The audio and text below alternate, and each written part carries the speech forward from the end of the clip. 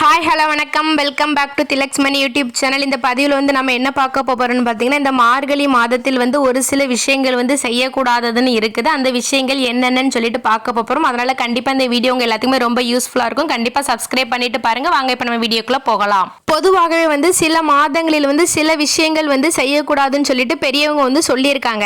அதுவும் வந்து இந்த குறிப்பாக இந்த மார்கழி மாதம் அப்படிங்கிறது வந்து நிறைய பேர் சொல்லுவாங்க, இந்த மாதம் வந்து ரொம்ப மோசமான மாதம், நல்ல மாதமே கிடையாது, ராசியான மாதம் கிடையாதுன்னு சொல்லுவாங்க. மாதங்களில் உயர்ந்த மாதமே இந்த மார்கழி மாதம் சொல்லிட்டு வந்து சொல்லுவாங்க. எதுக்கு அப்படி சொல்றாங்கன்னு சொல்லி பாத்தீங்கன்னா வந்து இந்த மாதம் வந்து இறை வழிபாட்டிற்கு வந்து ரொம்ப முக்கியமான மாதம். சிவபெருமானுக்கு உரிய விரத நாளாகிய திருவாதிரை நாளும் இந்த மாதத்தில் தான் வருகிறது. மேலும் பெருமாளுக்குரிய வைகுண்ட ஏகாதசி அப்படிங்கிற திருநாளுமே இந்த மார்கழி மாதத்தில் தான் வருகிறது. அதனால வந்து மார்கழி மாதம் வந்து இறை வழிபாட்டிற்குரிய அற்புதமான மாதம் என்றே சொல்லலாம். இருப்பினும் வந்து இந்த மாதத்துல வந்து திருமணம் வந்து யாருமே செய்ய மாட்டாங்க. எதுக்குன்னு பார்த்தீங்கன்னா, இந்த மார்கழி மாதத்தில் வந்து விதை வந்து விதைக்க மாட்டாங்க. ஏன்னா வந்து விதை விதைத்தால் வந்து சரியாக வந்து முளைக்காது. அப்படி முளைத்தாலுமே வந்து அது வந்து சரியாக வந்து உயிர்த்தன்மை பெற்று வந்து வராது.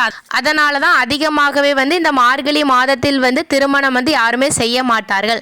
சரி, இரண்டாவது விஷயம் பார்த்துடலாமா? மார்கழி மாதத்தில் வந்து யாரும் வந்து அதிகாலைக்கு அப்புறம் வந்து தூங்கக்கூடாது. அதிகாலைனா வந்து என்னன்னு சொல்லிட்டு நிறைய பேர் கேட்பீங்க. சூரிய உதயத்திற்கு வந்து பின்பு வந்து யாருமே தூங்கக்கூடாது. மார்கழி மாதத்தில் வந்து அதிகாலையில் எழும்பி நல்லா குளித்து சுத்தபத்தமாக இருந்துட்டு வந்து கோலம் போட்டு வழிபாடு செய்ய வேண்டும். பின்பு கோலம் போட்டுவிட்டு நிலைவாசலில் தீபம் ஏற்றி வழிபாடு செய்ய வேண்டும்.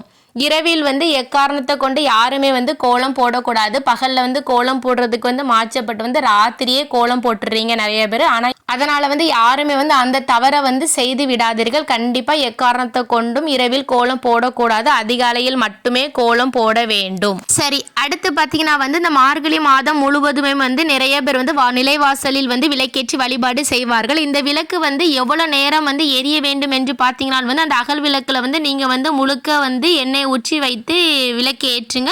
அந்த எண்ணெய் வந்து முடியும் வரை வந்து விளக்கு வந்து எரிய வேண்டும். விளக்கு தானாகவே குளிர்விக்க வேண்டும். நம்ம வந்து யாரும் வந்து அதை வந்து குளிர்விக்க வேண்டிய அவசியம் கிடையாது.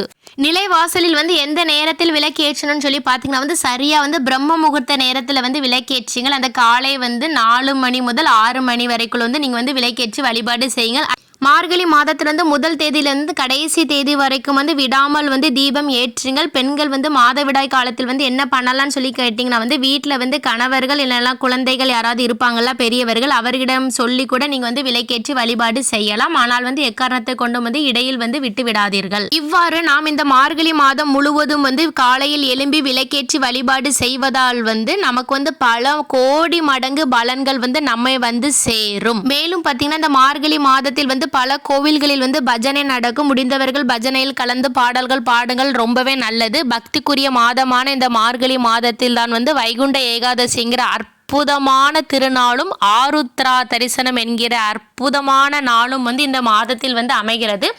இந்த மாதத்தை வந்து யாருமே தவற விட்டுறாதீங்க. கண்டிப்பாக வந்து இறை வழிபாடு செய்து வந்து உங்களுடைய வேண்டுதல்களை வந்து நிறைவேற்றி கொள்ளுங்கள். ஒரு சில விஷயங்களை வந்து நான் வந்து செய்யக்கூடாதுன்னு சொல்லியிருக்கேன், அதை வந்து யாரும் மறந்து செய்து விடாதீர்கள். ஓகே ஃப்ரெண்ட்ஸ், இந்த வீடியோ வந்து உங்கள் எல்லாத்துக்குமே பிடிச்சிருக்கும்னு நினைக்கிறேன். கண்டிப்பாக மார்கழி 1ஆம் தேதியிலிருந்து மார்கழி கடைசி தேதி வரைக்கும் இதை ஃபாலோ பண்ணுங்கள். இந்த வீடியோ உங்கள் ஃப்ரெண்ட்ஸ் அண்ட் ஃபேமிலிக்கு ஷேர் பண்ணுங்கள், சப்ஸ்கிரைப் பண்ணுங்கள். தேங்க்யூ ஃபார் யுவர் வாட்சிங். அடுத்து இதே மாதிரியோட நல்ல பதிவில் சந்திக்கலாம். நன்றி, வணக்கம்.